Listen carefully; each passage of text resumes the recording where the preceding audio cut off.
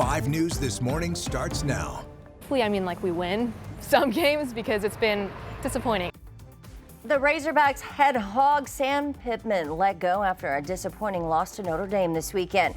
Coming up, we're keeping an eye on the Hill, where Hunter Yurachek and now interim head coach Bobby Petrino will address fans a bit later today. And the stretch of very steady weather continues. You're looking at this graph, you're like, Danny, why is this important? Well, it hasn't changed very much since yesterday, and that's really going to be the theme for the entire week. We'll talk more about it here coming up. And both Republicans and Democrats are digging in as President Trump hosts last-ditch talks with congressional leaders to avoid a partial government shutdown. A live look over Ozark here at 6:30. A beautiful sunrise this morning, which is no surprise. That shot, always a winner this morning. It really is. It is. And we don't have to grab our umbrella today, right? No umbrella, just smooth sailing. Smooth sailing. Smooth Like sailing that, really Dan. for the next 2 weeks or so. The umbrella can probably stay stowed away. Maybe just have it like close enough within arm's reach. But really, you're not going to need it for probably the next week or so. Nice. As we're seeing, they're telling me to get moving. That's fair, guys. Good play. We're seeing pretty quiet conditions out there. And again, that rain chance would be maybe on Thursday for a very, very spotty chance. And tomorrow will be more sprinkles. But really, it's going to stay pretty quiet over the next week or two. In terms of right now, we're seeing those clear skies, maybe a few thin clouds out there like you saw on the camera at Ozark. Otherwise, seeing nice conditions this morning. Temperatures in northwest Arkansas in the upper 50s. We're seeing the upper 50s and some lower 60s in the River Valley. So again, pretty continuous temperatures that we saw yesterday, and really we'll continue to see that for the rest of this week. So if you're heading off to the bus stop here, temperatures, we'll call it 60. I forgot to move that S, so make sure to move it next time. We'll call it 60 for this morning. Recess, we'll see those temperatures in the 70s with plenty of sunshine. Maybe a few clouds. You're heading home in the 80s. Otherwise, another nice day. As I mentioned, probably a lot, and I'm going to sound like a broken record, but yeah, it's going to stay pretty consistent throughout the entire week. We'll see plenty of sunshine along with it, maybe a few clouds here and there, especially on Tuesday. And it's going to stay warm and it's going to stay dry. So we'll talk all about that. Get you ready for the rest of the week coming up in your full forecast. For now, take a live look at traffic on this Monday morning. Take a live look in the Bentonville area along I-49 at Tire Boulevard. Good morning to you there. No incidents to report so far this morning. Always good news on a Monday. Weather should be great for you out there, minus maybe a little bit of patchy fog. We'll have the full forecast coming up in about 15 minutes.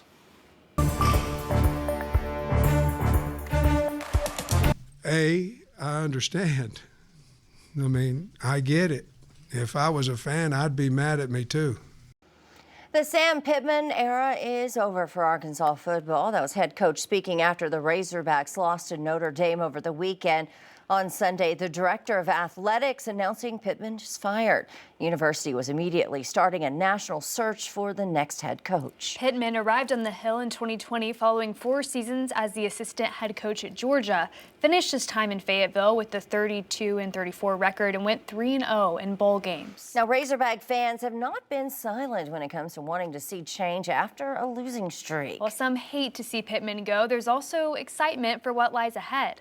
Whenever we're performing at a level like that, it's kind of a given that somebody has to go and there needs to be a change made. Hopefully, like we win some games because it's been disappointing, I will say, just being an Arkansas fan. We want to win.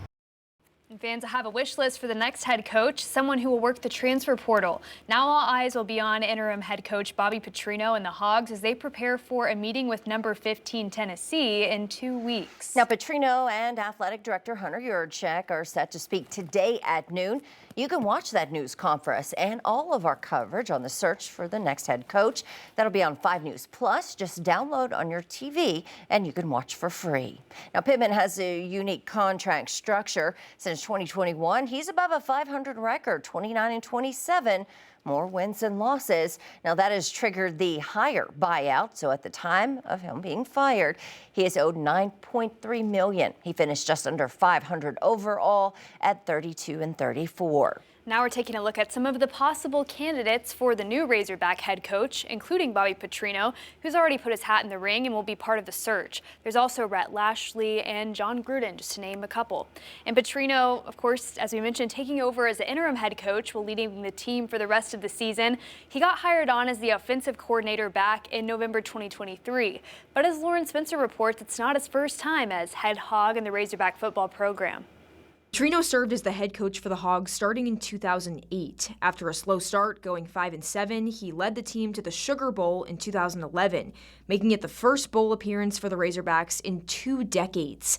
And in 2012, he took the Hogs to the Cotton Bowl, beating Kansas State. Petrino went 34-17 in his career with the Hogs, finishing the 2011 season number 5 in the final AP Top 25 poll. He was then abruptly fired in April 2012 after a motorcycle accident involving a female staff member. After leaving Arkansas, Petrino coached elsewhere, including Missouri State, where he made his return to Razorback Stadium in 2022. He spent the 2023 season as an offensive coordinator at Texas A&M before rejoining the Hogs in 2023.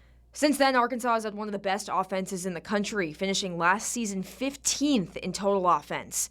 And currently, the Hogs sit at 10th in the country in the category this season. Petrino signed a 2.5-year contract when he first became the offensive coordinator. He was set to earn $3.4 million over that term, and the contract is set to last through February 2026. Well, Governor Sarah Huckabee Sanders sharing her thoughts on the change in leadership for Razorback football, saying in part Sam Pittman helped turn the football program around and brought energy and excitement back to the Hogs. She goes on to say Bobby Petrino has shown a track record of winning at Arkansas, and she hopes he can lead the team to finish the season strong. All right, 6:35 this morning, we're taking a live look out in Fort Smith, the Arkansas River Bridge. Now, if you use 540, you could run into a bit of a slowdown this morning. Starting at 7 a.m., crews will be doing some routine maintenance there. Now, one of the northbound outside lanes will be closed, so you'll just have one lane there, which will likely back up traffic. But by the time you head home from work this evening, they should be back open. They'll plan to reopen at 3 o'clock this evening. Heads up for drivers in Fayetteville. MLK Boulevard will be closed at the I-49 interchange. Now, this is happening overnight, which will start at 9 p.m. and last until 6 in the morning, where crews there will remove the northbound I-49 bridge over the road. So that's already back open this morning. But if you're planning to travel overnight anymore this week, it will impact you, though you will have a detour in place if you need to go around. Also today, a section of Center Street will be closed downtown or in Fayetteville near the U of A campus. Closure is expected to last 3 weeks. It'll impact half a block between University Avenue and the Razorback Greenway. Construction crews are going to be doing sewer work there, and detour signs will be posted there as well. Today, the jury trial is set to begin in Washington County for a man charged with capital murder. Jason Dunnigan is accused of killing his wife, Amber, in 2021. Her body was found inside a parked car along Highway 16, not far from her home in Weddington Woods, west of Fayetteville. The trial was delayed back in June due to the discovery of new evidence. Prosecutors have waived the death penalty, but Dunnigan could face life in prison without parole. He's pleaded not guilty. Today's trial is set to start at 8 this morning. Well, at least 4 people are dead, 8 injured after a shooting at a church in Grand Blanc, Michigan. Police say a man crashed through the doors in a pickup truck, opened fire with an assault rifle, and set the building on fire. Police say the suspect was killed in a shootout after he left the church.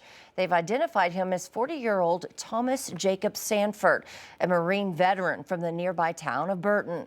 The attack happened during Sunday's service at the Church of Jesus Christ of Latter-day Saints. Police arrived within 30 seconds of a 911 call. I saw 4 tarps at the time. I don't know what's left there now, but 4 body tarps. The church is engulfed in flames, not much left of it. Police say the suspect used some sort of accelerant to start that fire and had explosives with him. The FBI is calling this shooting an act of targeted violence. Well, the federal government is at risk of a partial shutdown with 2 days of funding left. President Trump will meet with congressional leaders from both parties at the White House later today. Democrats demanding that any deal include more money for health care. Meanwhile, Senate Republicans are urging Democrats to approve a 7-week spending bill that's expected to be up for a vote tomorrow.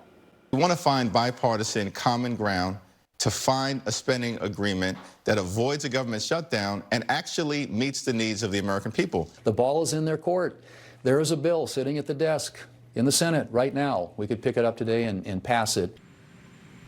President Trump has threatened to lay off federal employees, going beyond temporary furloughs used in past shutdowns. Well, President Trump also expected to meet with Israel's prime minister at the White House today. As the war in Gaza continues, the Trump administration has proposed a 21-point peace plan. It calls for Hamas to release all remaining hostages within 48 hours of an agreement and sets out a post-war roadmap for Gaza. It's according to a source familiar with the proposal. Netanyahu telling Fox News on Sunday talks are ongoing. The plan does not indicate U.S. support for a Palestinian state, though dozens of countries are now backing a Palestinian state, including the UK, France, and Canada. Well,